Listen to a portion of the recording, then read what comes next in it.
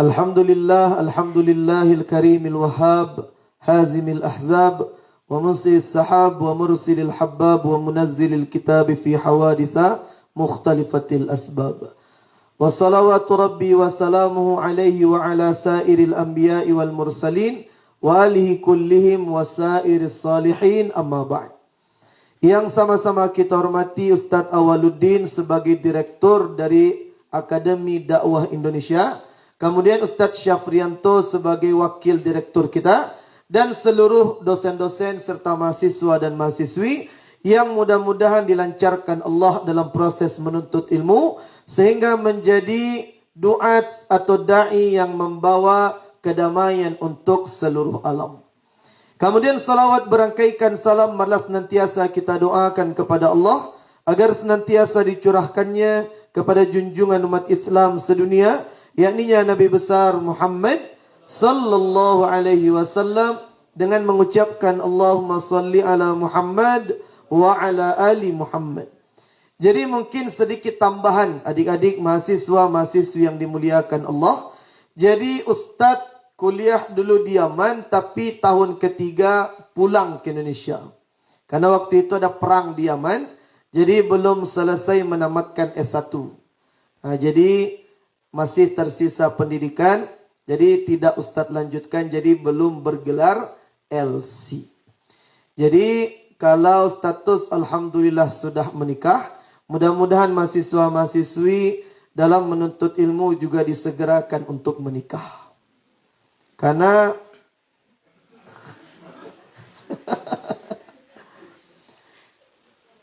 Ustadz termasuk Ustadz yang ceramah yang terlambat menikah. Ustadz termasuk di antara Ustadz-Ustadz yang terlambat menikah. Itu penyesalan sampai hari ini. Ustadz menikah dulu usia 22 tahun. Oh cepat enggak? Itu lambat. Kalau nikmat pernikahan kita rasakan, nah mungkin akhir baliklah nikah Ustaz dulu. Nah, jadi mudah-mudahan perjuangkan kita diberkahi oleh Allah Subhanahu wa taala.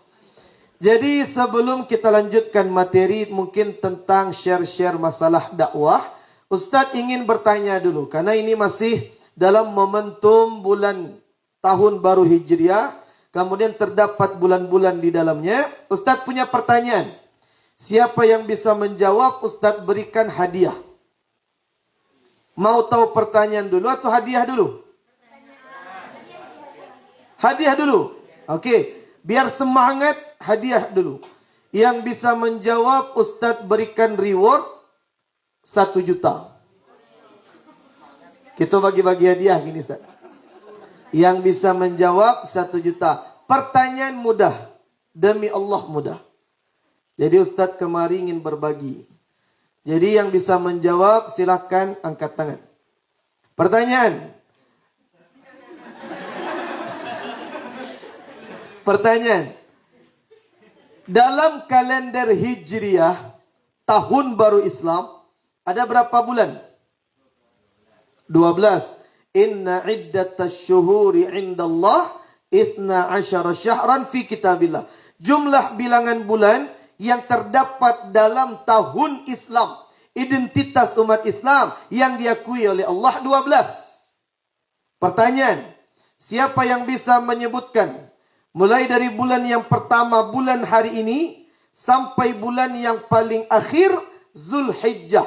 Siapa yang bisa menyebutkan rentetan bulan demi bulan sampai Zulhijjah? Ustadz berikan hadiah 1 juta. Murah kan? Murah kan? Silakan. Yang bisa angkat tangan. Antum. Mau coba dulu. Yang menjawab pertangan, yang mengangkat pertama kali, berarti itu yang paling butuh uang. Silakan. Kalau bisa, Ustadz kasih insyaAllah 1 juta. Ustadz, kenapa hadiahnya besar? Tahabbu. Salinglah kalian memberikan hidayah, maka kalian akan saling mencintai. Nah, jadi Ustaz ingin berikan hadiah. Silakan, Mas Mukil Karim. Istiqamah. Mudah-mudahan antum istiqamah. Jadi istiqamah. Silakan istiqamah. Tunggu dulu, Ustaz cek piti. Ustaz cukui itu enggak? Biko batua jawaban dah cukui piti. Nah, cukup insyaAllah. Silakan istiqamah. Tafadhali. Muharram. Bako pucik. Agak pucik sikit. Muharram. Kemudian Safar bagus. Rabiul Awal mantap. Rabiul Akhir benar 4. Jumadil Awal 5. Jumadil Akhir. Rajab betul. Sya'ban. Ramadan 9, 10. Syawal 11. Zulqa'dah yang ke-12. Zulhijjah. 1 orang baru. Siapa yang lain? Ustaz ingin 3 juta. Silakan. 1 baru istiqomah. Antum dulu. Silakan. Muharram ya. Safar. Rabiul Awal, Rabiul Akhir, Jumadil Awal, Jumadil Akhir, Rajab, Sya'ban, Ramadan, Syawal, Zulqa'dah, 2 juta. Sialai? Oh, aku banyak menjawab. Tunggu dulu yang itu yang di belakang. Silakan.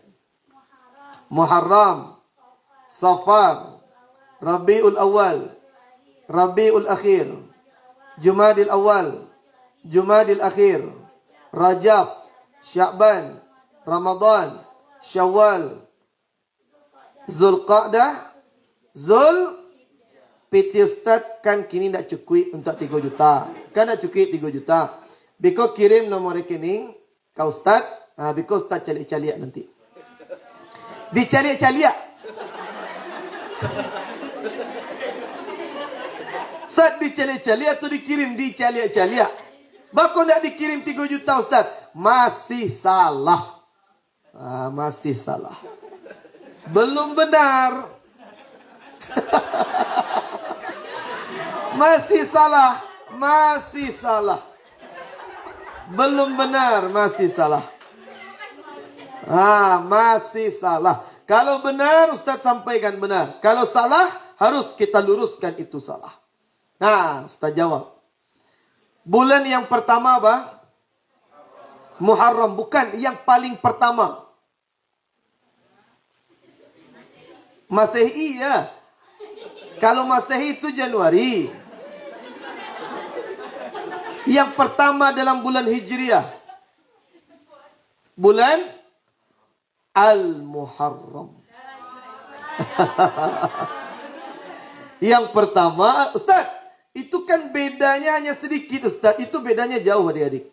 Kalau Muharram tanpa alif lam, itu bentuk majhul. Segala yang diharamkan itu Muharram. Mencuri, Muharram. LGBT, Muharram. Berzina, Muharram. Pacaran, Muharram. Ada yang pacaran? Tidak, serius lah. Serius. Pacaran Muharram. Dalam kalender Hijriah, jika ingin kita jadikan penanggalan bulan, waktu atau hari, pakaikan alif lam. Jadi Ustaz, beri contoh yang lain Ustaz. Ustaz berikan contoh yang lain. Hari Minggu bahasa Arabnya apa? Ahad, bukan. Ahad itu Esa. Qul huwallahu. Katakanlah Allah itu Esa atau Minggu? Esa. Berarti Ahad bukan Minggu. Minggu itu apa? Al-Ahad. Tambah lu tadi. Al-Ahad. Tuh. Jadi hari Minggu Al-Ahad. 1 Al-Muharram. Kemudian bulan yang kedua. Indah lo sadunya pakai alif lam. Tidak sadunya pakai alif lam. Biku Al-Muharram. As-Safar, Ar-Rabiul Awal. Dah.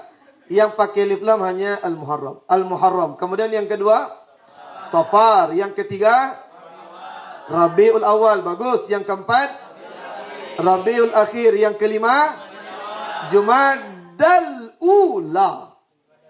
Jumadal Ula. Bukan Jumadil Awal. Dia muannas bentuknya. Jumadal ula. Kemudian yang keenam, Jumadal akhirah. Pakai ta marbutah di ujungnya. Jumadal akhirah. 6. Kemudian yang ketujuh, Rajab, bagus.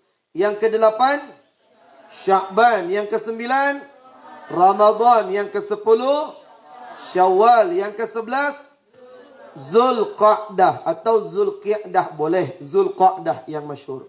Kemudian yang ke-12, Zulhijjah. Itulah 12 bulan dalam kalender umat Islam. Harus hafal adik-adik. Itu identitas kita umat Islam. Antum sebagai orang yang akan meneruskan dakwah harus memahami ini. Jangan sampai masyarakat lebih faham kalender Masehi dibandingkan kalender Hijriah.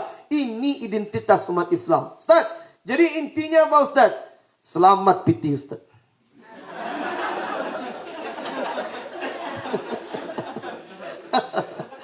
Jadi ingat adik-adik, itu yang pertama.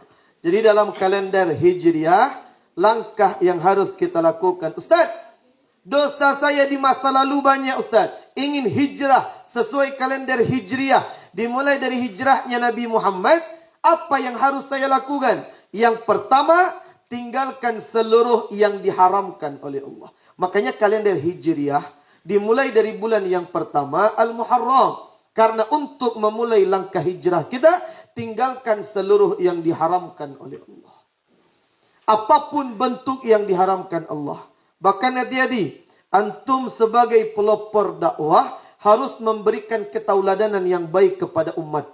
Kan besok insyaAllah jadi juru dakwah Sumatera Barat. Jadi memang harus antum kuasai ilmu tentang itu. Mana yang diharamkan, mana yang tidak diharamkan. Apa masalah-masalah konvensional di tengah masyarakat. Kalian tahu tentang Bitcoin? Pernah dengar? Bitcoin. Kayak trading saham. Itu perlu antum kaji. Kemudian apa hukumnya koperasi? Apa hukumnya kredit? Kredit boleh atau tidak? Kredit boleh atau tidak? Boleh kredit. Ini yang perlu kita kaji lebih dalam.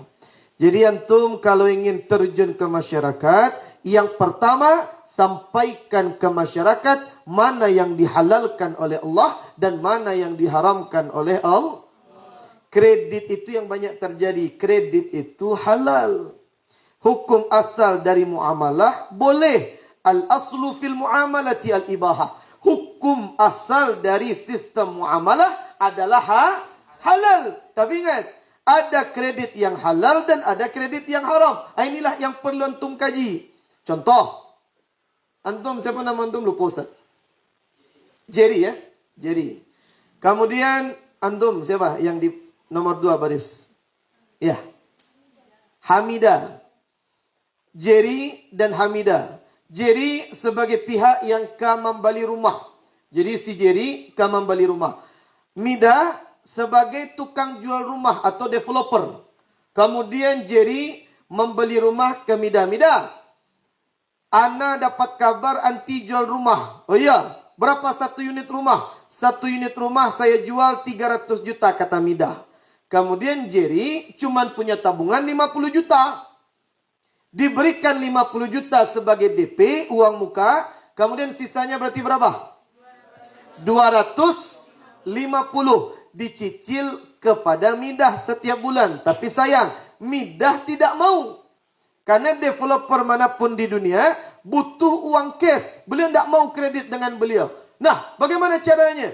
Midah sampaikan ke Jerry. Jerry, Ana terima uang antum DP 50 juta, tapi pinjam sisanya ke bank. Nanti antum beri ke Ana.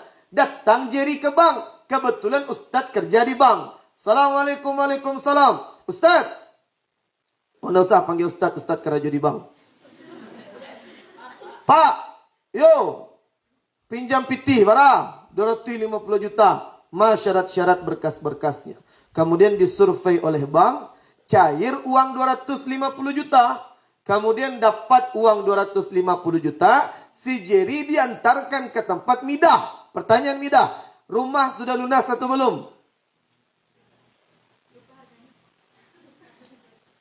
Sudah lunas atau belum?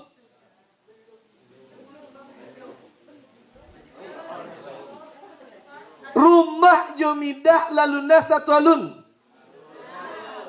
Belum. Kan dah dikasih tadi, DP berapa? 50. Pinjaman dari bank berapa? 250. Berapa totalnya? 300. Harga rumah tadi berapa? 300. Lalu lunas tu alun? Alah, Ustaz makan je kuih golego. Jadi rumah sudah lunas. Kan DP tadi 50, tambah dari bank 250. Berarti urusan Jumidah nak ada oleh Midah. Midah lah kayo gini, nak ada urusan lain. Kini yang bautang siapa? Jerry. Berapa Jerry bautang? 250. 250 diangsur dalam jangka waktu 10 tahun. Setiap bulan sekian juta. Ada bunga kecil 0,5% setiap bulan. Ada hitam di atas putih. Sepakat kedua belah pihak. Pertanyaan, kredit semisal ini boleh atau tidak? Boleh atau tidak? Tak boleh? Jadi yang bolehnya gimana? Begini. Si Jerry kasih DP 50, datang Jerry ke bank. Pak minjam pitih? Tak bisa. Kalau Pak minjam pitih ke kami, berbunga setiap bulan, kullu qardin jarra naf'an fa riba. Kalau ada manfaat sebelah pihak, merasakan manfaat tadi, riba. Riba caranya lepak ambo kabali rumah pitih tak ada. Mau dikot caranya. Minta DP Jerry tadi kami dah balik batalkan akad keduanya. Midah, hadiah pitih beliau 50 juta beliau. Jadi Pak, jadi lah diminta, alah, kirim nomor telefon si Midah. Jadi, kami telefon si Midah. Midah, iya Bu Midah jual rumah. Iya, berapa? 300 juta. Kirim nomor rekening ibu, kami kirim transfer uang 300 juta. Pertanyaan, sekarang rumah milik siapa? Milik siapa? Paham sampai sini? Paham. Uang milik bank. Rumah milik bank. Kunci rumah sudah dengan bank. Kami telefon Jerry. Jadi balik rumah kredit. Jadi Pak, kamarilah kita transaksi. Kuncilah jo kami kini Jerry, kami jual ke Jerry 500 juta. Angsur dalam jangka waktu 10 tahun, setiap bulan sekian juta, ada hitam di atas putih. Pertanyaan, mana sistem kredit yang halal? Yang pertama tadi atau yang kedua? Yang pertama atau yang kedua? Oh ya, yang kedua 500. Yang pertama 250. Tidak ada cicilan bunga. 500 juta bagi saja 10 bulan. Setiap bulan berapa? Yang halal yang pertama atau yang kedua? Kalian akhwat mau jadi yang pertama atau jadi yang kedua?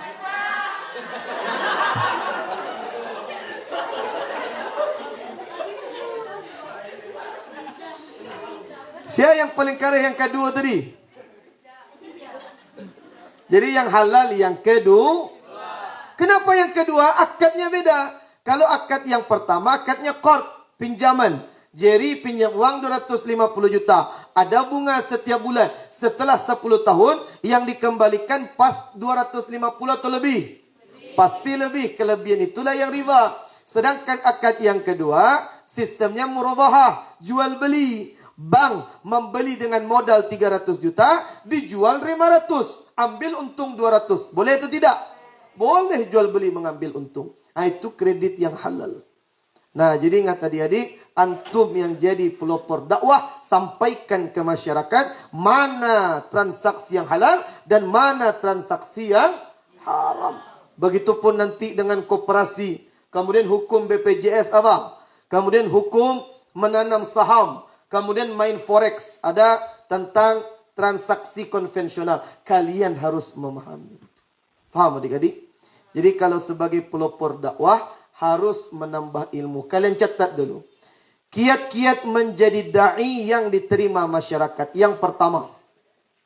Kiat-kiat menjadi da'i yang akan diterima oleh masyarakat.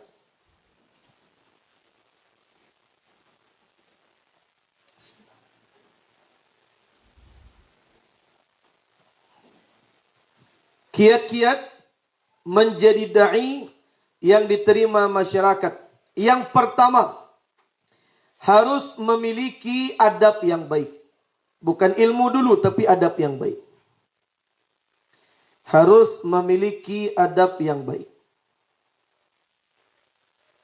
Dan mencontohkan ketauladanan. Itu masih yang pertama. Memiliki adab yang baik dan mencontohkan ketauladanan.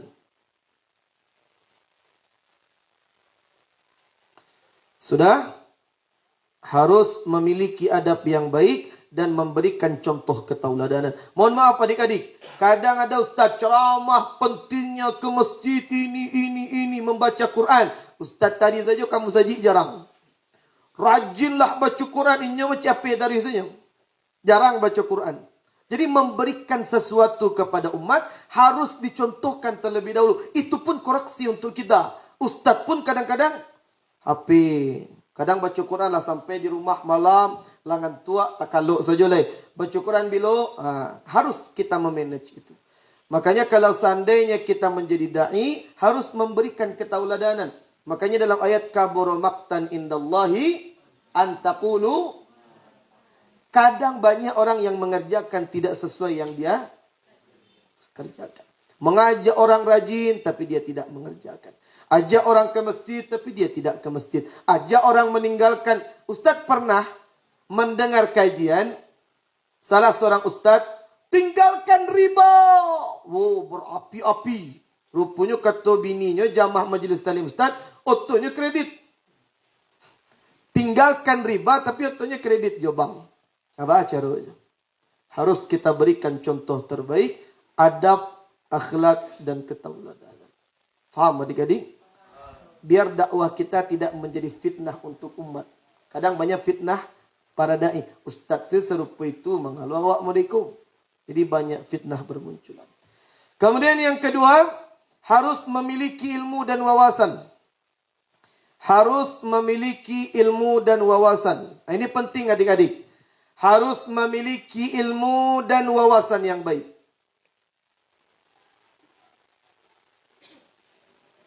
Harus memiliki ilmu dan wawasan yang baik. Ustaz baru perhatikan ini. Kitab-kitab antum ini. Luar biasa. Kalau antum khatam baca itu luar biasa ilmu itu. Kalau antum baca itu luar biasa. Faqih antum itu. Karena ingat adik-adik.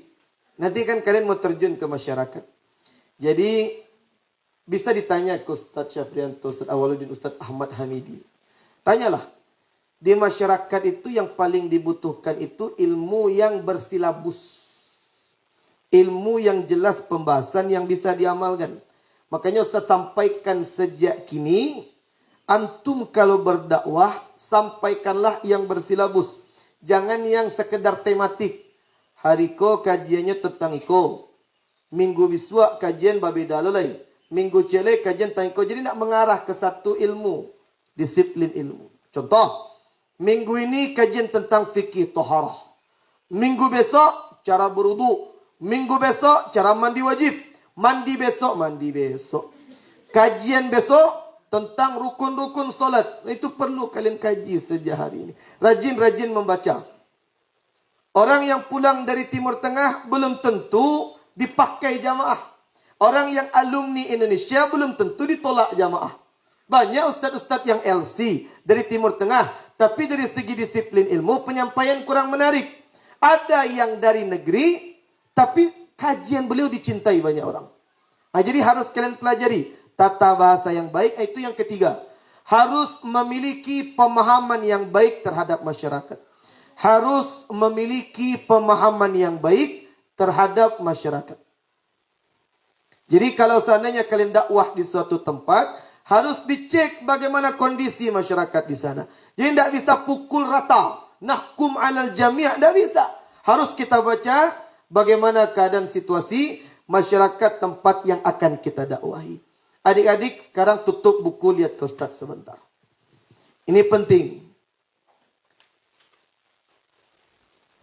Kalau seandainya antum kelak berdakwah, harus memilih diksi, cara penyampaian yang tidak langsung main tembak, jangan.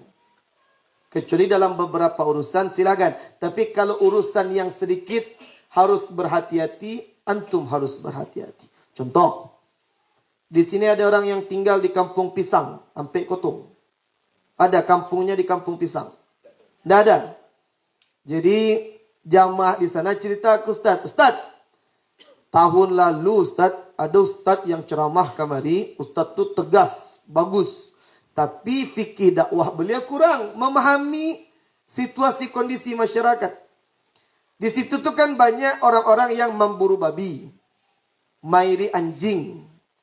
Kemudian kata Ustaz yang datang ceramah tadi, khutbah Jumat beliau, yang hadir laki-laki semua orang kampung. Kemudian beliau mengatakan dalam mimbar khutbah Jumat, apa yang beliau sampaikan? Apa-apa yang memburu babi juanjiang, samu juanjiang. Heboh masyarakat. Marah. Bahkan ketika Ustaz tersebut sedang khutbah, tagak surang jamaah, nyegang ke bawah. Salah kan? Kedua-duanya salah. Ustaz itu pun salah. Khutbah Jumat itu mimbar sensitif. Itu bukan majelis ilmu. Kalau kalian khutbah yang akan mengundang tanya jawab, perdebatan, jangan waktu khutbah Jumat. Menyampaikan tentang pagang gadai. Tahu pagang gadai? Tidak tahu pagang gadai? Contoh. Yang pakai jilbab merah tungu tu. Nama antum siapa? Nelly. Lili. Jadi misalkan Ustaz pinjam uang ke Lili misalkan. Lili, pinjam uang. Barang Ustaz pinjam 10 juta. Jadi Iko kebetulan Ustaz punya surek sawah, Ustaz gadaian ke Lili. Pinjaman Ustaz piti 10 juta. Beko kalau hutang sudah Ustaz lunasi, balian surek Ustaz balik surek sawah. Itu yang pagang gadai. Faham adik-adik? Kira-kira gadai seperti ini boleh atau tidak? Boleh. Pagang gadai boleh. Menggadaikan. Ustaz, pinjam piti. Bara, 1 juta. Pakcik lah piambo dulu. Beko kalau hamba balian, hamba minta apa yang hamba balian. Gadai seperti itu boleh atau tidak? Boleh. Tapi yang jadi masyarakat hari ini adalah, yang jadi masalah besar, ketika Ustaz meminjam uang ke Lili, Lili pinjamkan 10 juta, kemudian sertifikat sawah Ustaz, Lili yang pegang. Berjalannya waktu bulan demi bulan, tahun demi tahun, sawah yang Ustaz miliki, yang Ustaz gadaikan ke Lili, kan panen. Yang menikmati hasil sawah siapa? Ustaz yang punya sawah yang meminjam uang, atau Lili yang meminjamkan uang? Siapa yang menikmati hasil sawah?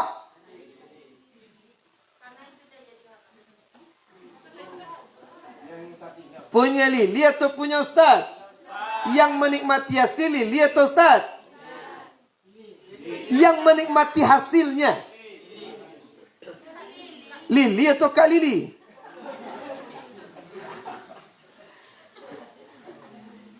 Lili yang menikmati hasil, beliau yang menikmati. Padahal itu punya Ustaz, beliau yang menikmati. Pertanyaan kedua, setelah beliau nikmati berbulan-bulan, bertahun-tahun, hutang yang Ustaz pinjam tadi berkurang atau tidak? Tidak. Pertanyaan, boleh atau tidak? Riba. Kenapa riba? Setiap transaksi pinjaman yang mengalirkan keuntungan atau manfaat, siapa yang dapat keuntungan tadi? Lili. Hukumnya riba. Tapi ingat, kajian ini tidak bisa dibawa waktu khutbah Jumat. Kalau khutbah Jumat, orang kampung rata-rata hampir semuanya mengerjakan pagang gadai. Jadi mimbar khutbah Jumat bukan majelis ilmu, itu sekedar majelis informasi yang tidak butuh perdebatan. Jadi hati-hati, harus kita baca situasi dan kondisi tadi. Kemudian masalah kurban, sebagai dai juga harus mencari hukumnya apa? Pertanyaan, ada orang dia pergi penyembelihan binatang kurban, dari rumahnya dia berangkat pagi, kemudian pagi, siang, sore dia di lapangan di masjid menyembelih binatang, menguliti binatang kurban, memotong sampai membagikan ke masyarakat. Waktunya terkuras, Pikirannya habis luar biasa. Dari pagi sampai sore bekerja. Menjelang maghrib, daging kurban sudah dibagikan. Orang yang menyembelih, yang menguliti, yang ikut bekerja tadi, waktu pulang ke rumah, dibawanya kepala. Boleh atau tidak? Boleh atau tidak?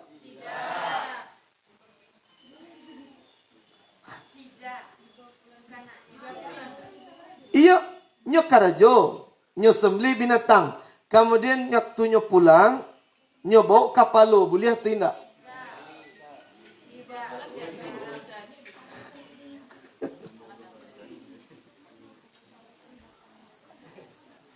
Nyo pulang, nyo bawa kapalo, boleh atau tidak?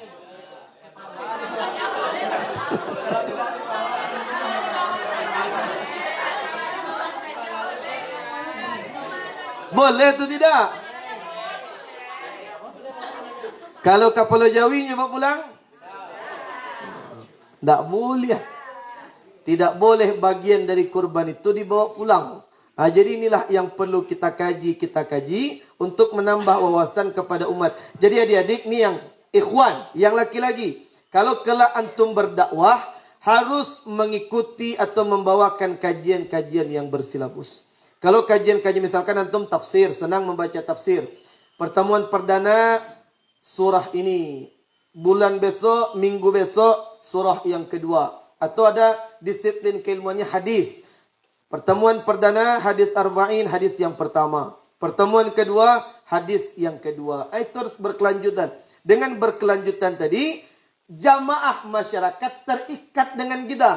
Absen saja sekali merasa kehilangan. Ya saudara, merasa kehilangan. Jadi penting untuk mencari disiplin ilmu kita di mana. Kadang jamaah itu membutuhkan ilmu-ilmu yang bisa mereka aplikasikan langsung dalam kehidupan. Ustaz berikan contoh lagi. Khusyuk di dalam solat wajib atau tidak? Wajib atau tidak? Kalaulah khusyuk itu wajib, Ustaz yakin tidak ada solat kita yang diterima. Contoh. Allahu Akbar. Nilai kapatanglah keluar tolongnya. Muncul setan. Solatnya balik. Allahu Akbar. Dek nyurukwa mamacik lutui. Kemudian tapi ke deknya sakunya. Onda di luar lambu kunci itu alunnya. Muncul setan. Kalau timbul pemikiran macam itu ketika solat, kira-kira dia khusyuk atau tidak? Tidak khusyuk. Kalau seandainya khusyuk tadi wajib seperti yang antum sampaikan, berarti solatnya sah atau tidak? Tidak sah. Mungkin setiap solat kita tidak sah. Jadi khusyuk itu tidak wajib adik-adik. Khusyuk itu wahbi. Laisa ruknan min arkanis salah. Khusyuk bukan rukun solat. Khusyuk itu wahbi. Anugerah khusus dari Allah. Tidak semua orang bisa mendapatkan khusyuk. Kalaulah khusyuk wajib, betapa susahnya kita beribadah. Jadi khusyuk tidak wajib, tidak rukun solat. Memang kita harus berjuang mendapatkan khusyuk. Tapi khusyuk bukan rukun yang kalau tidak kita lakukan membatalkan solat. Nah, ini pemahaman keliru yang harus kita jelaskan ke masyarakat. Contoh begini. Ustaz berikan perumpamaan khusyuk sebentar. Antum yang paling ujung siapa nama antum? Oh, Samu nama wak berarti. Hafiz. Kemudian Jerry. Antum? Uja. Puja. Antum yang di muka? Ya. Nela. Hafiz, Jerry, Puja, Nela. Jadi ustaz misalkan bukan seorang ustaz. Ustaz pelukis terkenal. Jadi besok, sekarang hari apa? Rabu. Besok hari Kamis, ustaz ada pameran lukisan di aula SD Insan Kamil. Besok jam 10 pagi, pameran lukisan ustaz di aula sekolah Insan Kamil. Kemudian yang pertama Hafiz, ustaz undang. Hafiz, tolong datang besok jam 10 pagi di aula Insan Kamil. Mengapa ustaz? Ada pameran lukisan ustaz, tolong tiba. Si Hafiz beliau tidak faham lukisan. Karena tidak faham lukisan, beliau memutuskan tidak datang. Hafiz tidak datang. Yang kedua Jerry. Jadi Ustaz undang. Beliau sama Jos Hafiz tidak faham, tapi menghormati undangan beliau datang. Jadi tidak faham tapi datang. Yang ketiga puja. Puja beliau sedikit banyaknya beliau faham lukisan dan beliau memutuskan juga datang. Terakhir Nela. Nela aku bukan sekadar faham tapi khusyuk luar biasa. Ketika beliau mencelik lukisan Ustaz, terperana beliau. Ustaz imbau beliau, Nela. Ya Ustaz. Saking khusyuk je lukisan Nela datang. Pertanyaan, di antara Hafiz, Jerry, kemudian Puja, Nela, yang paling mulia sifatnya siapa? Siapa yang paling mulia? Jerry. Kenapa bukan si Nela? Karena dia dah paham kalau itu belum paham tapi tetap Datang. Bagus. Jadi Nela dosen di sini. Mode dosen menjelaskan, Masya Allah. Terasa kuliah dulu Pak Ustaz. Jadi si Nela, beliau bukan yang paling mulia. Karena beliau datang disebabkan sudah faham. Jadi beliau datang itu biasa saja.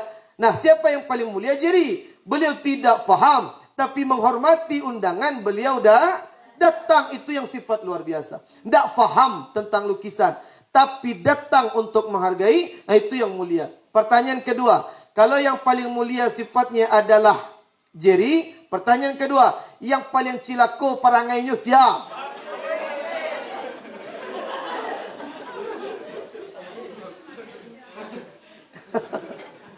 Si Hafiz. Bagus si Hafiz Ustaz. Lapane ambo undangan tak tiba beliau. Tersinggung, kecewa Ustaz. Begitupun dengan panggilan salat. Allah memanggil, hayya 'alas shalah. Hei, salat kalian. Siapapun yang bertengkar dengan temannya, yang banyak utang, yang punya beban pikiran, yang tidak mungkin bisa khusyuk, kalau Allah mengundang mereka datang, maka datang walaupun tidak bisa khusyuk. Faham adik-adik? Jadi Hafiz besok jangan diulang waktu itu beliau. Jadi ingat, banyak hal-hal sebelum kita terjun ke lapangan harus kita menambah ilmu dulu adik-adik. Rajin membaca. Pesan Ustaz yang terakhir, mungkin yang terakhir. Silakan antum catat. Yang terakhir. Harus, jadi kiat-kiat yang terakhir, harus membawakan dakwah yang menyejukkan. Harus membawa dakwah yang menyejukkan. Dan tidak mengiring ke satu pendapat saja. Dan tidak mengiring kepada satu pendapat saja. Tidak mengiring kepada satu pendapat saja. Sudah Derik? Sekarang angkat tangan. Yang biasanya kunut subuh angkat tangan. Yang praktik kunut subuh angkat tangan. Baik. Kemudian yang biasanya tidak kunut subuh atau yang tidak pro dengan kunut subuh angkat tangan. Yang tidak biasa kunut subuh. Sudah? Nah. Silakan diturunkan tangan. Kalau kelak antum datang ke sebuah masjid, ceramah dakwah, masalah yang masih dikhilafiahkan, jangan dipaksakan pendapat antum di sana. Contoh, Ustadz secara pribadi, mazhab Ustadz Imam Syafi'i. Ustadz kalau waktu kuliah di Yaman, teman-teman di Mesir, Al-Azhar, itu banyak mazhabnya Imam Syafi'i. Akidah Imam Asy'ari. Jadi kalau dalam mazhab Imam Syafi'i, niat itu pakai usolli. Yang penting talaffuz biha sunnah, melafazkan niat sunnah. Sedangkan mazhab yang lain tidak menyunnahkan melafazkan niat. Kemudian dalam mazhab Imam Syafi'i kunut itu sunnah. Tapi dalam pendapat mazhab yang lain tidak sunnah. Ustaz biasanya kalau solat bismillah Ustaz jaharkan. Tapi kalau Ustaz ceramah di tempat Muhammadiyah, Muhammadiyah itu mensirkan atau menjarkan bismillah? Sirkan. Alhamdulillah. Disirkan, tidak dijaharkan. Tapi kalau Ustaz ceramah di Masjid Muhammadiyah, masjid stasiun yang mubarak, kemudian Baitul Jawal, Syukra Mandiangin, itu Muhammadiyah. Ustaz kalau jadi imam, Ustaz sirkan bismillah. Kalau kunut subuh, Ustaz tidak kunut di sana. Kalau seandainya ada zikir berjamaah di suatu masjid, masjidnya tarbiyah, canduang. Kemudian pasia, itu kan tarbiyah.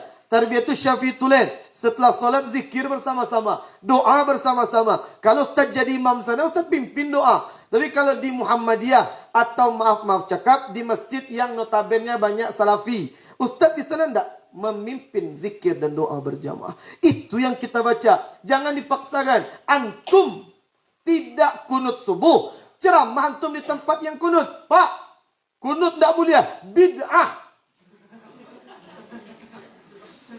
Enggak boleh. Ustaz pernah ceramah di suatu tempat.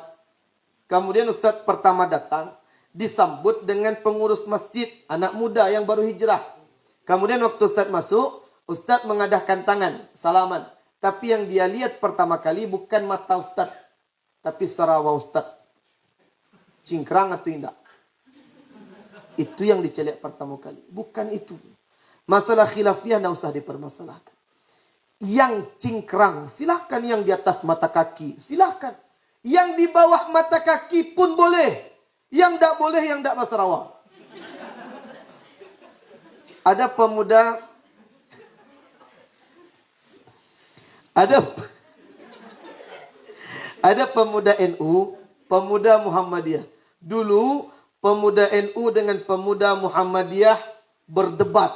Kenapa berdebat Ustaz? Pemuda NU mengatakan kunut subuh sunnah. Pemuda Muhammadiyah mengatakan kunut subuh bid'ah. Bertengkar mereka dulu. Hari ini, alhamdulillah mereka tidak bertengkar. Alhamdulillah. Bahkan tidak bertengkar karena kedua-duanya tidak solat subuh. Kalau tadinya berdebatnya masih subuh. Zaman kininya tidak subuh yang didebatkan. Nah, jadi ingat adik-adik harus membaca situasi masyarakat. Antum saya sampaikan, yang ingin masuk ke salafi silahkan. Yang ingin masuk ke jamaah tabligh silahkan. Yang ingin masuk misalkan ke tarekat silahkan. Yang penting kalimat tauhid kita masih la ilaha illallah. Dan jangan mudah mengkafirkan orang lain. Man kaffara musliman faqad kafir. Maka siapa yang mengkafirkan orang lain, fahuwa kafir. Dia yang kafir.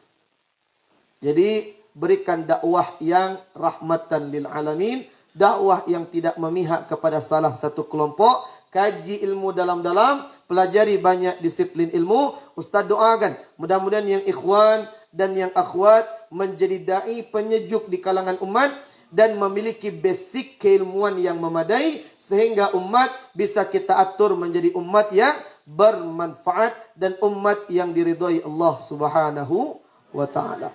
Jadi sudah lebih setengah jam Ustaz ngaji. Sesuai yang disampaikan, yang ingin pertanyaan silahkan untuk ditanyakan. Baik, terima kasih kita ucapkan kepada Ustaz kita. Mudah-mudahan apa yang beliau sampaikan dapat bermanfaat bagi kita semua. Sesuai dengan yang sudah kami sampaikan tadi, setelah Ustaz menyampaikan kajiannya atau materinya, kita langsung masuk pada sesi yang kedua, yaitu sesi tanya jawab. Mungkin untuk sesi tanya jawab ini 2 dari ikhwan, 2 juga dari akhwat. Oke, kita batasi aja ya, karena nanti kita akan siap-siap untuk melaksanakan sholat asar. Jadi kepada teman-teman alumni dan adik-adik mahasiswa, kalau ada yang ingin bertanya, silakan bertanya. Terima kasih. Silakan kepada saudara Jerry, pertanyaan yang pertama.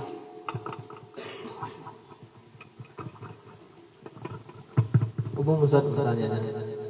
Assalamualaikum warahmatullahi wabarakatuh. Jadi anak bertanya Ustaz. Jadi ada masyarakat bertanya. Jadi umpama Jerry, Adam tadi mempunyai pohon buah atau bunga kan? Nah, Jerry pinta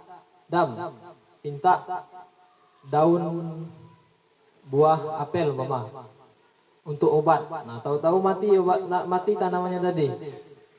Nah, besoknya lagi, tahun depan lagi minta lagi. Misalkan minta daun delima, tahu-tahu mati. Mati tanaman tersebut. Hewan, umpama ada hewan lagi kan. Dam, minta bulu merpati umpama. Nah, jadi untuk obat, mati. Tapi ketika tidak dibilang untuk obat, masih hidup. Bagaimana untuk menyikapinya Ustaz? Syukran.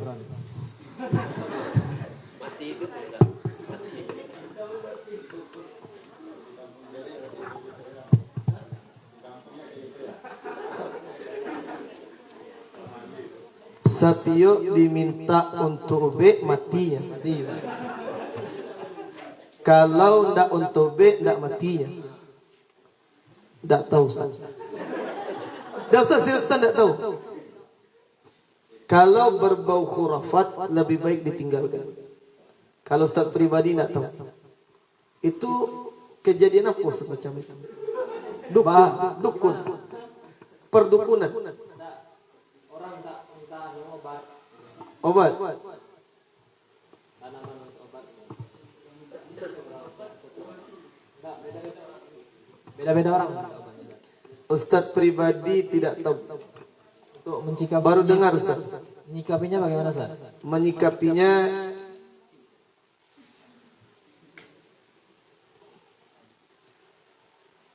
kalau seandainya antum meminta bunga tadi untuk pengobatan, kemudian bunga tadi mati, asalkan antum tidak berobat ke dukun. Tapi kalau sekedar dimanfaatkan, misalkan ada daun jarang, tahu daun jarang? Daun jarak. Daun jarak itu untuk damam atau tidak? Ya, maka itu kan tidak masalah. Jadi kalau yang berkaitan jampi-jampi perdukunan tinggalkan. Jadi Ustaz baru mendengar masalah itu. Jadi kalau tidak berkaitan dengan perdukunan silakan. Tapi kalau sudah berkaitan dengan perdukunan tinggalkan. Itu ya.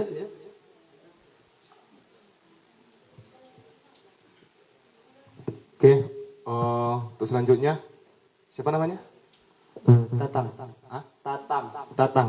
Oke, silakan Tatang.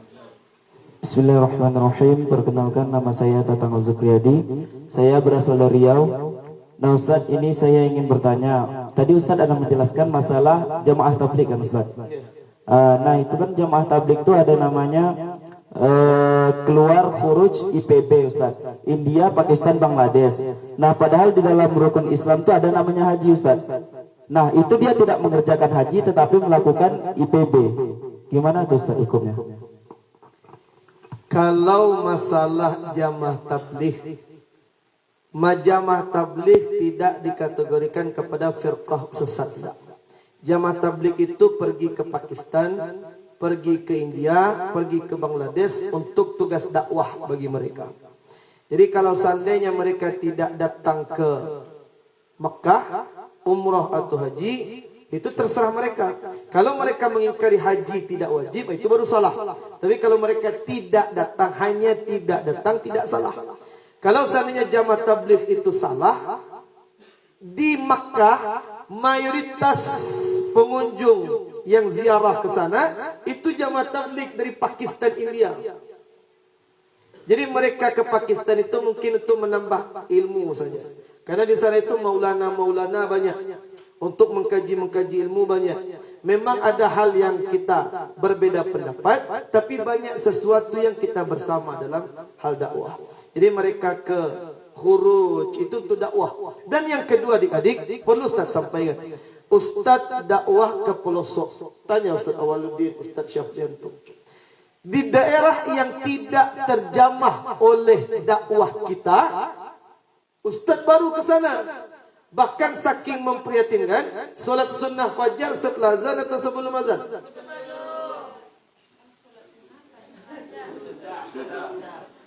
Solat sunnah fajar setelah azan subuh atau sebelum azan subuh? Setelah azan atau sebelum? Hati-hati. Solat sunnah fajar itu sama dengan qabliyah subuh, sama dengan rawatib subuh. Kapan dikerjakan? Ma bainal adzan wal iqamah, setelah azan. Jadi Ustaz dakwah ke daerah terpencil di Pasaman Barat. Ustaz tanya, Salat sunnah fajar kapan? Sebelum azan, serentak semua mengatakan. Ustaz tanya dengan pengurus, Pak, tak ada dakwah di situ Pak. Tak ada yang dakwah di situ.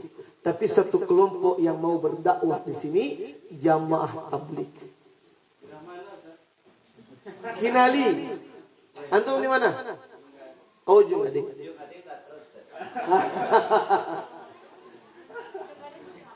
Kalau Ustaz ke Pasaman Barat, rutin di 3 tempat. Kinali, Paraman Ampalu, kemudian di Simpang 4 Masjid Agung. Jadi kalau Kinali itu kan masih banyak daerah-daerah pedesaan. Jadi itulah dilema problem dakwah kita. Siapa yang turun? Jamaah tabligh tanpa dibayar. Mereka ikhlas meninggalkan istrinya, meninggalkan anak, yang penting dakwah ini sampai kepada daerah-daerah pelosok. Jadi mungkin setiap firqah dan kelompok ada yang kita sepakat dengan mereka dan ada yang kita tidak sepakat, tapi tidak menjadikan kita saling membenci satu kelompok dengan kelompok yang lain. Jadi kalau dan setahu Ustaz, orang-orang jamaah tabligh tidak mengingkari haji ke tanah suci. Mereka hanya menambah ilmu dulu ke Pakistan, India sana. Itu ya. Antum mau ikut jamaah tabligh? Sempat pernah ikut Ustaz. Sempat pernah ikut. Iya. Terus ini kan Ustaz, sesuai apa ada yang jemaah luar menanya sama saya waktu di kampung Ustaz. Di dalam mohon maaf sebelumnya Ustaz, di dalam pernikahan itu kan namanya itu ada nafkah lahir dan batin Ustaz. Nah, yang orang tuh pertanyakan sama saya, orang yang 4 bulan itu Ustaz, nafkah batinnya itu Ustaz. Nafkah batin. Itu orang tuh bertanya sama saya tidak bisa jawab Ustaz. Dah benar. Masuk ada. Jamaah tabligh. Masuk ada. Jalan saya dah. Mau nak tahu jamaah tabligh. Beliau kok mantan preman di Bukit Tinggi, tahu je beliau. Dan beliau hijrah di tangan jamaah tabligh. Banyak preman-preman hijrah di tangan jamaah tabligh. Tangan beliau kan bertato itu. Buat tato dah. Bertato dah.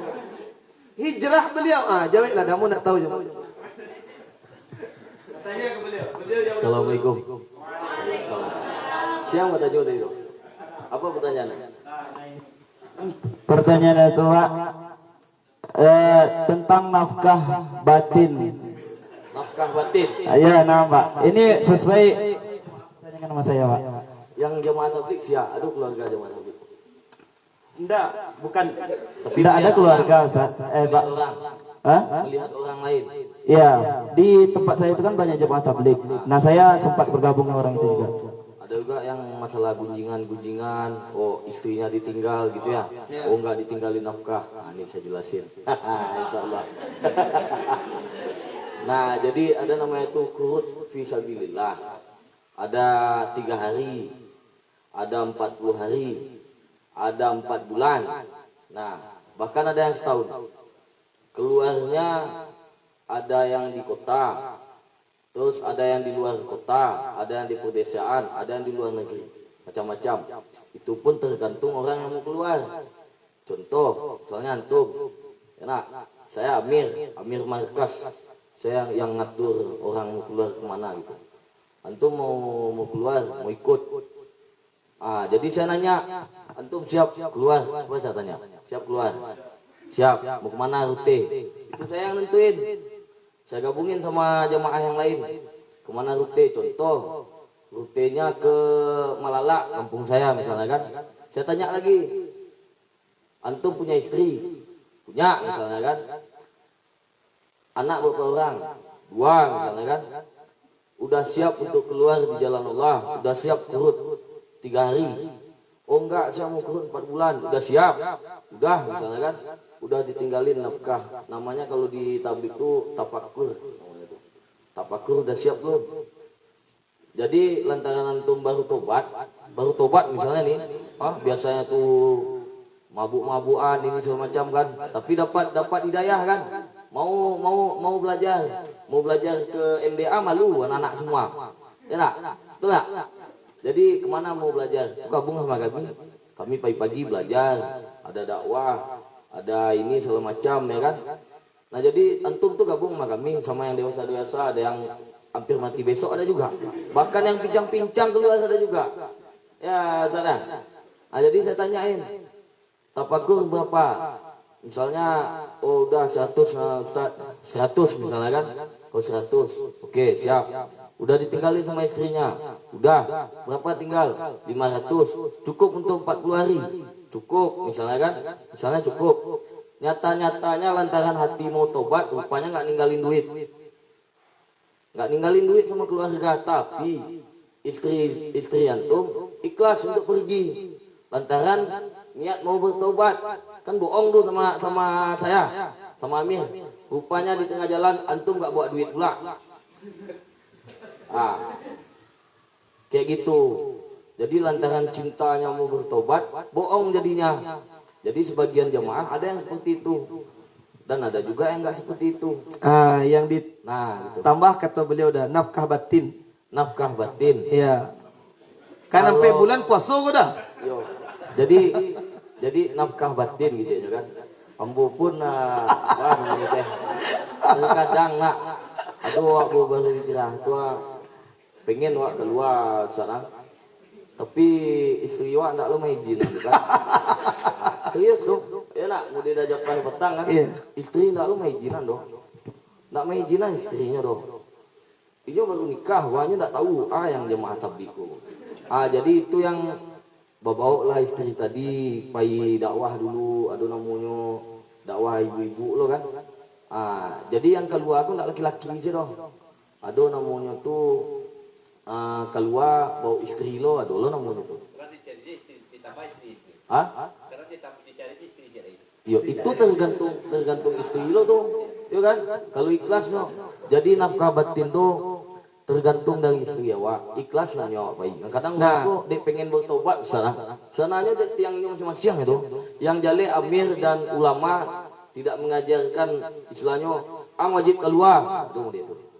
Ini sananya tiang masing-masing ini Ustaz. Jadi niatnya pengen bertobat gitu. Itu Ustaz. Jadi antum mikir jamaah tabligh enggak?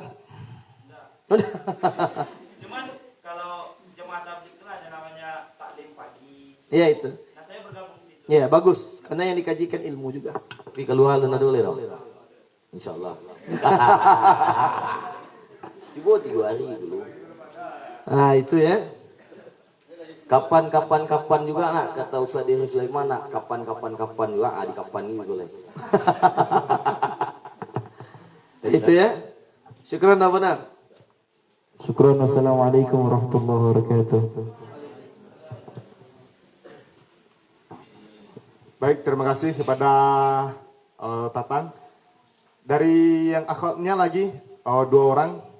Silahkan kepada siapa? Tira untuk bertanya kepada Ustaz.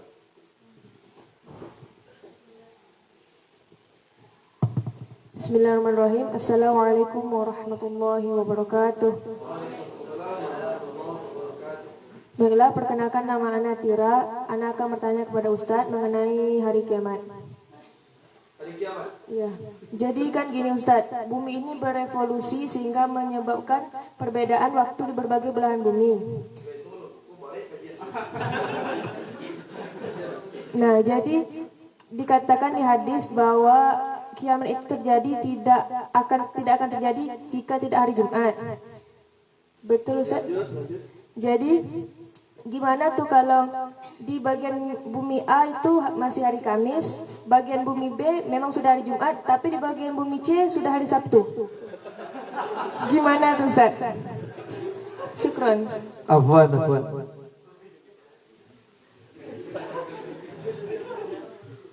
Yang pertama, hadis bahwa kiamat itu terjadi di hari Jumat itu dipermasalahkan tidak sahih. Kalau kita kaji ilmu hadis, itu hadis mungkar yang diingkari para ulama. Kenapa di hari Jumat tidak benar? Karena kalau seandainya ditetapkan dalam ayat yang lain kan disebutkan akadu ukhfiha, kata Allah.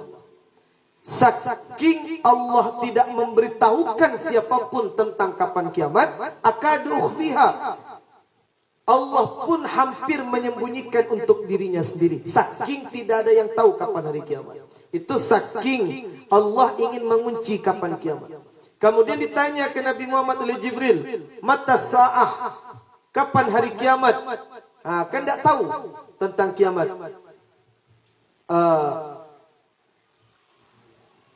Ammal mas'ulu anha bi'a'lama minas sa'il. Orang yang bertanya jauh lebih tahu dibandingkan orang yang ditanya. Jadi memang tentang keadaan hari kiamat tidak satu pun ada yang tahu kapan pastinya. Tapi kalau alamatus sa'ah, tanda-tanda hari kiamat memang disebutkan. Ada tanda-tanda sughra, ada yang wusta, ada yang kubra. Kapan mulai tanda hari kiamat? Sejak diutusnya Nabi Muhammad ke muka bumi, itu awwalu alamatin min alamati sa'ah. Tanda pertama dari hari-hari kiamat adalah sejak diutusnya Nabi Muhammad. Jadi kalau hadis tentang hari Jumat itu hadis mungkar, banyak diperselisih oleh para ulama. Itu ya. Karena khawatir begini, kalau seandainya kiamat itu hari Jumat, berarti Senin, Kamis sampai Jumat Minggu bebas bermaksiat. Bakun tidak solat, alun masih hari Rabu. Jadi dalam ilmu hadis itu bahkan ada hadisnya benar tapi matanya diingkari para ulama. Itu juga ada kajian hadis. Jadi memang hadis kiamat hari Jumat diingkari oleh para ulama. Itu ya. Afwan. Masih ada pertanyaan yang lain? Oke, kepada yang akhwat satu lagi pertanyaan terakhir. Silakan.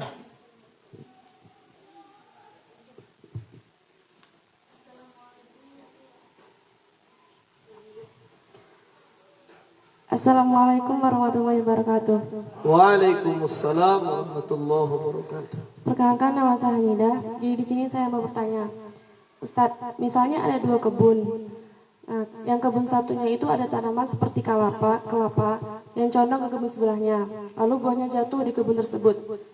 Pertanyaannya, apa hukumnya jika buah itu diambil oleh pemilik kebun yang dijatuhi buah tersebut? Soalnya ada yang mengatakan kalau buah itu boleh diambil karena tanamannya condong. Memang ada dalam hadis sebuah riwayat.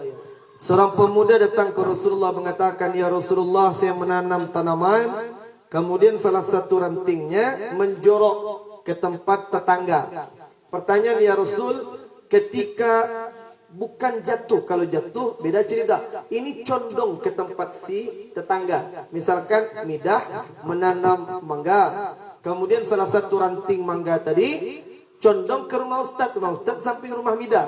Jadi condong ke rumah Ustadz, ya Rasulullah, siapa yang berhak dengan buah ini? Kemudian Nabi mengatakan, orang yang menjadi tetanggamu itu yang lebih berhak mendapatkannya. Jadi makanya Nabi mengatakan, man kana yu'minu billahi wal yaumil akhir, siapa yang beriman kepada Allah dan hari akhir, falyukrim jaruhu, hendaklah dia muliakan tetangganya. Tanaman kita lebat, kemudian ada mangga yang condong ke tempat tetangga, tidak kita izinkan mereka mengambil, tapi sampah dedaunan pohon kita jatuh ke rumah mereka. Nah, ini yang bermasalah, adab yang buruk bagi seorang muslim. Makanya kalau beriman Allah dan hari akhir, muliakan tetangga kita. Termasuk begini, dalam salah satu adabul muslim, adab-adab seorang muslim, kalau seandainya kita memasak, kemudian aromanya semerbak seperti orang yang punya rumah makan, kemudian setiap subuh memasak, tetangganya cuman mencium aroma masakan saja, tapi tidak pernah menikmati, dan dia enggan membagi saudaranya, tetangganya tadi. Nah, ini pun dilarang dalam syariat. Minimal berikan satu potong setiap hari. Satu potong ayam kepada tetangga tidak akan mengurangi rezeki yang Allah berikan dari berkah kebaikan kita. Nah, jadi kalau tetangga yang baik, Bu, bisuak kalau dong mangga, Bu, menjorok rantingnya ke rumah Ibu, ada buah mangga di situ, ambil silah tanpa izin. Rupanya mangganya 10, ka 10-10-nya menjorok ke tempat tetangga. Nah, jadi tetangga yang baik memuliakan tetangganya. Nah, itu. Syukran Ustaz. Wassalamualaikum warahmatullahi wabarakatuh. Waalaikumsalam warahmatullahi wabarakatuh. Tambah lagi, silakan kepada alumni untuk bertanya kepada Ustaz. Silakan. Bismillah. Di sini Ana mau bertanya Ustaz. Perkenalkan nama Ana Nesi Kurnia Setri, biasa dipanggil Nesi. Ana dari pesisir selatan. Pesisir selatan. Di sini Ana bertanya tentang aplikasi Ustaz, aplikasi saham. Ada satu aplikasi itu yang di depan itu ya bisnis. Jadi dalam aplikasi itu kita tuh ada 5 level. Yang satu tuh kalau kita ambil level 3 itu 1.330 kita masukin ke ke saham gitu. Saham itu investasi lah namanya Ustaz. Iya. Jadi penghasilannya per hari itu kalau kita tanam 1.330 itu penghasilan satu hari itu 58.000. Iya. Jadi yang ingin Ana tanyakan itu hukumnya apa Ustaz? Haram. Haram. Kenapa haram? Saya jelaskan. Saham yang dihalalkan dalam syariat itu kuncinya 2. Ada underlying aset atau ada komoditas yang diperjualbelikan di situ. Karena saham itu kan jual beli. Sedangkan yang kedua, saham yang diperbolehkan itu saham yang siap untung, siap rugi. Kalau hanya mengejar untung, haram. Contoh, antum di sini ada koperasi, Zat? Belum saja. Misalkan antum membeli saham. Misalkan begini, di Aqabah ada koperasi, setiap anggota menanam saham, kemudian diputarkan uang tadi membentuk toko serba ada, atau diaplikasikan ke transaksi jual beli yang lain. Kemudian kalau seandainya jual beli koperasi tadi tidak jalan, berarti anggota semua rugi. Kalau koperasinya jalan berarti untung. Ini transaksi saham yang diperbolehkan. Tapi kalau hanya mengejar untung saja, maka tidak diperbolehkan. Nah Ustaz, kenapa yang per level tadi haram hukumnya? Karena ingat, itu MLM, multi level marketing. Kemudian setiap saham, yang setiap level barang yang diperjualbelikan tidak ada. Hanya uang yang diputar-putar saja. Putaran uang yang berlebih, riba fadl. Ada tambahan dalam uang yang dipertukarkan, riba fadl kalau kajian fikih muamalah. Jadi tidak ada jawaban yang lain, jawabannya haram. Ya? Antum ikut itu? Enggak. Nah, jadi memang itu tugas antum nanti, harus mengkaji masalah fikih konvensional seperti itu. Paham adik-adik? Nah itu. Cukup? Ada pertanyaan yang lain? Ya. Bismillahirrahmanirrahim. Assalamualaikum warahmatullahi wabarakatuh. Waalaikumsalam warahmatullahi wabarakatuh. Perkenalkan, nama Ana Aziza Hendri, berasal dari Solo. Ana ingin bertanya Ustadz tentang pegang gadai tadi. Misalkan Ana menggadaikan sawah Ana kepada Ustadz, sertifikatnya sama Ustadz, dan yang menikmati hasilnya Ana atau Ustadz. Seperti yang Ustadz bilang tadi, biasanya kan kalau di kampung-kampung yang menikmati hasil yang memegang sertifikat. Iya, yang meminjamkan uang. Iya, yang seharusnya yang memegang hasil dari panen sawah tersebut. Antum yang memiliki sawah. Oh, berarti kita menggadaikan hanya meninggalkan sertifikat. Jaminan. Ya. Sebagai jaminan, sertifikat sebagai jaminan saja. Tidak untuk dimanfaatkan. Karena dalam sistem gadai, barang yang digadai tidak boleh dimanfaatkan. Contoh, Mida, nama antum siapa? Azizah. Ustadz pinjam uang 1 juta. Untuk aja Ustadz ingin pergi ke Padang Panjang. Tapi Ustadz titipkan HP Ustadz sebagai jaminan. Nanti Ustadz kembali, Ustadz berikan hutang tadi 1 juta, kasih HP Ustadz lagi. Kan itu yang gadai. Azizah ketika memegang HP Ustadz sebagai jaminan, dibuka Facebook di HP Ustadz. Boleh atau tidak? Tidak boleh. Itu memanfaatkan gadai haram. Karena jaminan itu hanya untuk diletakkan jaminan saja. Nah, jadi sertifikat pegang, kemudian yang menikmati sawah tetap diberikan kepada orang yang punya sawah. Nah, itu Ziza ya. Ya. Kan gini, masalah gada itu Ustaz, kan kita sebagai manusia membutuhkan uang ya Ustaz untuk kehidupan Ustaz. Jadi saat orang menggada ini, waktu batasan dibilang misal 3 bulan, tapi sampai bertahun-tahun tidak dibalikin. Jadi gimana Ustaz? Bagus, harus dijelaskan akad dari awal. Makanya syariat itu tidak sia-sia adik-adik. Kenapa tidak sia-sia? Ayat yang terpanjang dalam Al-Quran ayat apa? Tentang hutang, ayatul mudayanah, hutang piutang. Ya ayyuhalladzina amanu idza tadayantum bidainin, sampai ujung satu halaman full hutang piutang. Faktubuh, catat. Jelaskan akadnya dari awal, kemudian fastashhidu, hadirkan saksi syahidai, 2 orang saksi. Jadi, Bu atau Zizah, pinjamkan Ustaz uang. Ustaz, saya pegang sertifikat sawah Ustaz, kapan Ustaz bayar? 1 tahun lagi. Kalau tidak Ustaz bayar 1 tahun, sawah kita jual, uang hasil penjualan sawah untuk pembayar hutang. Sepakat? Sepakat. Itu caranya. Jadi jelaskan akad dari awal. Jadi kan saat dia tidak membayar dalam 1 tahun tuh, jadi hasil panennya kemana Ustaz? Oh enggak, kalau seandainya tidak dia bayar dalam jangka waktu 1 tahun, jual sawah itu. Berarti udah boleh haknya sama kita untuk jual Ustaz? Boleh kita jual, sampai makanya jelaskan akad dari awal. Pak, kalau seandainya tidak Bapak bayar 1 tahun, kami jual sawah. Hasilnya untuk pembayar hutang, itu boleh, tidak ada masalah. Dia kan udah ada surat perjanjiannya Ustaz. Jadi kalau kita mau jual tanpa pengetahuan dia pun boleh. Oh, berarti kan ketentuan dari awal sudah ada. Dia sepakat. Udah sepakatin dalam 1 tahun untuk bayar, tapi tidak membayarnya. Iya, berarti sah. Kalau dia udah sepakat, aman. Ada hitam di atas putih. Ada saksi, aman. Pokoknya sawah tetap tidak boleh dimanfaatkan orang yang memberikan pinjaman. Tetap tidak boleh dimanfaatkan. Itu ya. Masih ada pertanyaan yang lain? Silakan.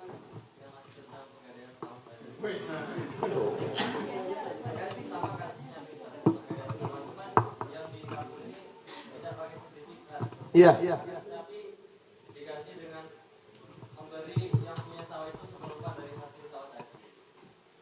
Diberi. Bagus. Itu tunggu sebentar. Hasil yang diberikan ke orang yang meminjamkan uang kan 1/4. Hutangnya berkurang atau tidak?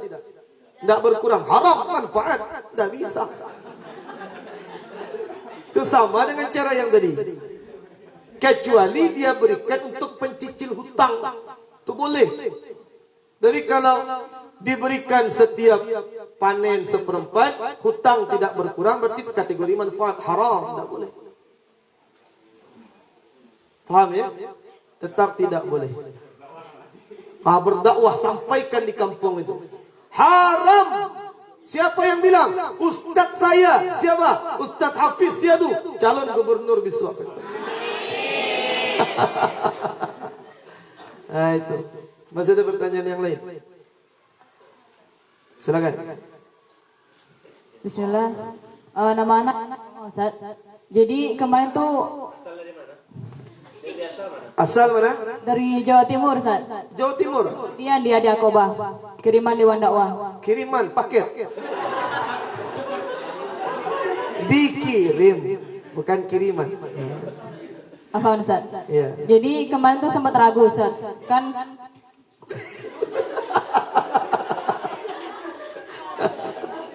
Silakan Istiqomah, silakan. jadi kemarin tuh kalau anak kan orangnya kalau misalkan satu dalil tuh ikut dalil tuh, Ustaz. Kemarin tuh anak terdoktrin dengan dama yaribuka ila ma la yaribuk, Ustaz. Jadi ketika Idul Adha diajarkan Ustaz, kita masak-masak bareng sama ibu-ibu. Nah, masaknya itu daging kurban. Iya. Daging kurban, anak ragu, Ustaz. Soalnya kan kita enggak boleh mengambil daging itu, Ustaz. Iya. Meskipun anak tanya, Bu, ini buat siapa awalnya? Buat yang habis apa? Kerja. Habis kerja, Ustaz. Karena anak ragu, anak tidak ikut makan Ustaz. Itu sebenarnya masak boleh Ustaz? Ya, bagus. Berarti antum enggak makan? Enggak makan. Sekarang Ustaz tanya, masak-masak setelah bekerja atau proses bekerja selengan antara itu, sebelum daging dibagikan, masak-masak. Ibu-ibu kan biasa itu saja. Boleh atau tidak? Boleh atau tidak? Masak ayam, masak ayam. Masak daging. Daging kurban itu yang diambil, dimasak untuk makan bersama-sama. Boleh atau tidak? Yajuzu bi syartain. Boleh dengan dua syarat. Boleh dengan dua syarat. Syarat yang pertama, harus atas dasar izin dari setiap peserta kurban. Bu, pak, yang menjadi peserta kurban, besok sebelum daging kami bagikan, kami ambil sedikit-sedikit untuk memakan atas seluruh masyarakat. Jadi makan bersama. Diizinkan atau tidak? Izin. Nah, harus minta izin. Karena itu bukan punya panitia, punya peserta. Sedangkan syarat yang kedua, yang makan itu harus seluruh lapisan masyarakat. Tidak boleh panitia saja. Tidak boleh pekerja saja. Kalau pekerja saja yang hanya boleh memakan, berarti daging itu sebagai upah haram. Tapi kalau yang makan seluruh lapisan masyarakat, itu halal dan diperbolehkan. Bu, lah makan. Alumni, capilah kamari. Ikut sambal masak. Tunggu dulu. Lekar rajo tadi. Tidak boleh makan. Itu dilarang, berarti daging sebagai upah. Tapi yang kalau makan seluruh masyarakat, yang bekerja atau tidak, dewasa, anak, laki-laki, perempuan, kaya, miskin, kalau mereka semua makan, sah, diperbolehkan. Kenapa boleh? Litaqwiyatil ukhuwah Islamiyah, kata Buya Gus Rizal, ketua MUI kita, menguatkan ukhuwah Islamiyah. Itu istiqomah ya. Jadi besok kalau istiqomah tidak makan aja ustaz ke sana. Ustaz yang makan. Masih ada pertanyaan? Apa Ustaz? Ya. Satu lagi Ustaz. Tapi beda Ustaz ya, enggak apa Ustaz. Ini soalnya keraguan dalam diri anak sendiri Ustaz. Ya.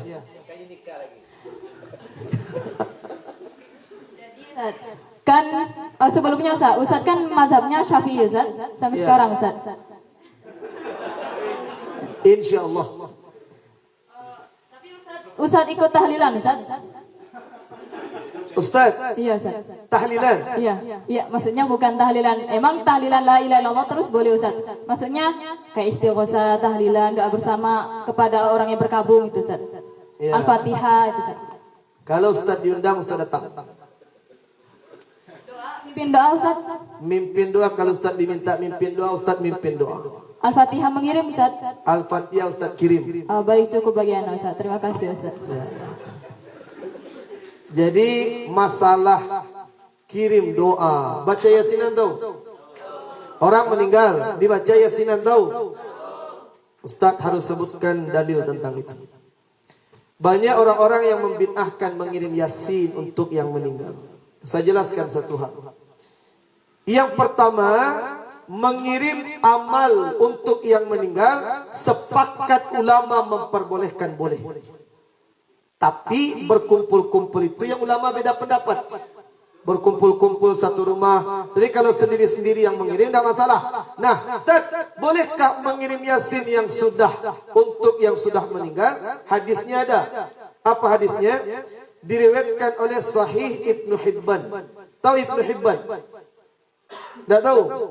Sahih itu ada 4. Sahih Bukhari, Sahih Muslim, Sahih Ibnu Khuzaimah, dan Sahih Ibnu Hibban. Ibnu Hibban itu gurunya lebih banyak daripada Imam Bukhari. Ada kitab Sahih Bukhari di sini. Di bawah sana. Guru Imam Bukhari itu 1.800 orang. Guru Imam Bukhari 1.800 orang. Sedangkan guru Imam Ibnu Hibban 2.000 orang. Mana yang lebih banyak? Guru Imam Bukhari atau Imam Ibnu Hibban? Ibnu Hibban, beliau meriwayatkan dalam sebuah hadis, apa kata beliau? Dari hadis Rasul sallallahu alaihi wasallam, Iqra'u Yasin ala mautakum. Bacalah Yasin untuk yang sudah meninggal di antara kalian. Walaupun hadis ini dipermasalahkan, yang penting tidak jatuh ke dalam hadis derajat maudhu atau palsu. Yang kedua, hadis yang lain dari Rasulullah sallallahu alaihi wasallam. Dalam kitab tafsir Imam Ibnu Katsir disebutkan, apa kata Rasulullah sallallahu alaihi wasallam? Man qara'a Yasin fi lailatin asbaha maghfuran lah. Siapa yang membaca Yasin di suatu malam, maka besok di waktu pagi dia dalam keadaan diampuni. Hadis sahih. Karena tidak mungkin kita baca setiap malam, dipilihlah satu malam yang paling agung, malam Jumat. Makanya banyak ibu-ibu yasinan malam Jumat, karena memilih malam yang paling baik dan yasin sesuai yang diperintahkan Rasulullah. Jadi semuanya ada dalil. Yang tidak boleh itu saling menyalahkan. Ustaz, kalau seandainya ditanya, Ustaz, tahlilan boleh atau tidak? Boleh. Yasinan boleh atau tidak? Boleh. Tapi kalau ada orang yang tidak bertahlil dan tidak beryasin, Ustaz tidak mendebat mereka. Setiap ulama ada dalil, yang tidak boleh saling menyalahkan. Itu manhaj yang harus antum pegang sampai mati. Jadi dalil fikih itu banyak adik-adik, banyak. Kalau kalian mau tahu tentang dalil, ingat adik-adik, dalil itu mudah didapatkan di Google, di YouTube. Tapi memahami dalil harus dengan guru. Tidak bisa antum hukum yasinan, klik keluar penjelasan Ustaz, haram. Klik yang lain, boleh. Bingung antum jadinya. Makanya berguru jangan dengan Google, duduk dengan para guru. Belajar dengan mereka. Itu istiqomah ya. Istiqomah tahlilan. Iya, alhamdulillah. Mantap. Satu masalah. Silakan.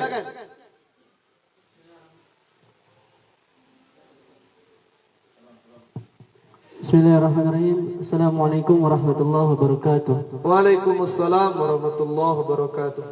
Perkenalkan, nama saya Revaldi, yakni saya dari Palembang. Saya ingin bertanya, Ustaz, masalah koperasi, Ustaz. Ini kan istilah koperasi, ada orang misalkan minjam uang. Iya. Pinjam uang di koperasi. Nah, ada istilahnya margin. Nah, istilah margin itu kan ada keuntungan dari koperasi. Nah, gimana hukumnya itu, Ustaz? Haram. Haram. Haram.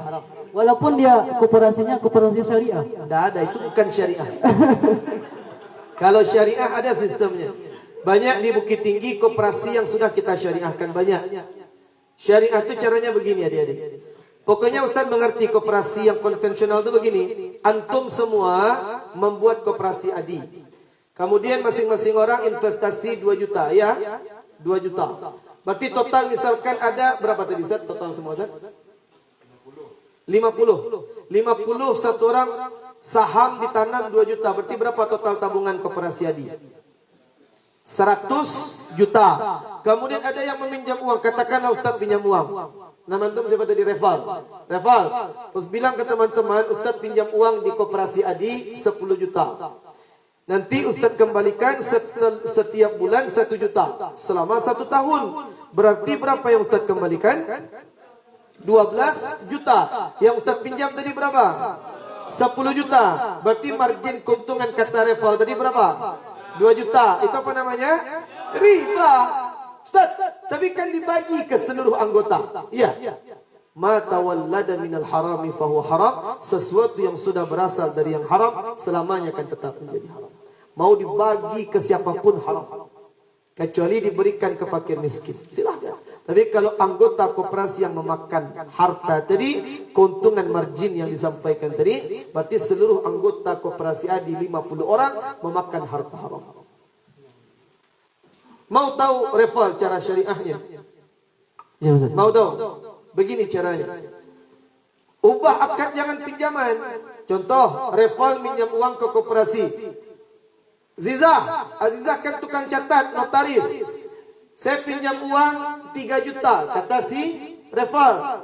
Untuk apa? Membeli TV. Oh jangan. Kalau Reval pinjam uang 3 juta, kembalinya berbunga, haram, kita semua dilaknat Allah. Bagaimana caranya? Koperasi yang membelikan TV tadi 3 juta, jual ke si Reval 5 juta. Faham adik-adik? Ada tak keuntungan di sana? Berapa keuntungan? Sama tak dengan riba tadi?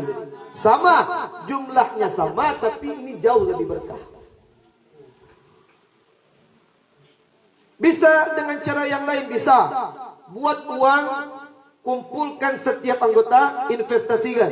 Buat di sini serba toko serba ada. Dari mana bahan-bahan membeli makanan? Uang setiap anggota tadi dijalankan oleh satu orang kita gaji. Kemudian dalam jangka waktu 1 tahun, hitung berapa margin keuntungan, labanya, keuntungan bersih. Kemudian bagi hasil, setiap anggota mendapatkan hasil. Boleh atau tidak? Boleh, jual beli halal. Makanya koperasi kalau ada orang yang meminjam uang belum urgent, jangan dipinjamkan. Tanya ke dia, Ustaz, pinjam uang berapa? 5 juta. Untuk apa? Jalan-jalan ke Singapura. Jangan dipinjamkan.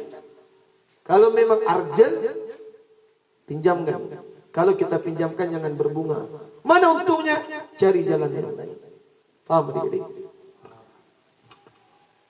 Jadi siapa yang akan merubah sistem ini? Antum. Kan bisa jadi di antara antum ada yang jadi gubernur. Kita kan tidak tahu. Jadi bupati, wali kota. Tegakkan syariah. Masih ada pertanyaan? Cukup? Oh, masih ada satu lagi. Silakan. Bismillah. Assalamualaikum warahmatullahi wabarakatuh. Waalaikumsalam warahmatullahi wabarakatuh. Nama saya Anggi Saputra dari Pasaman. Apa hukum menabung di bank konvensional? Menabung di bank konvensional boleh. Ustaz, tapi kan ada bunga yang diberikan. Falakum ru'usu amwalikum. Ambil pokoknya, infakkan bunganya. Antum menabung di bank. Ada tak bank mengasih bunga? Ada. Kalau antum cetak buku, ada diberikan bunga. Ambil pokok tabungan antum berapa, sedangkan bunganya yang sekian, sedekahkan ke orang lain. Tapi kalau mau aman, buat rekening syariah, tanam uang di syariah. Lebih aman. BNI kinilah berubah jadi BSI. BSI, Bank Syariah Indonesia. Itu ya. Itulah kajian kita. Subhanakallahumma wa bihamdika asyhadu an la ilaha illa anta astaghfiruka wa atubu ilaik. Dan pertanyaan terakhir adik-adik, bukan pertanyaan. Kalau ingin lebih kuat dakwah, menikahlah. Siap menikah? Siap. Assalamualaikum warahmatullahi wabarakatuh.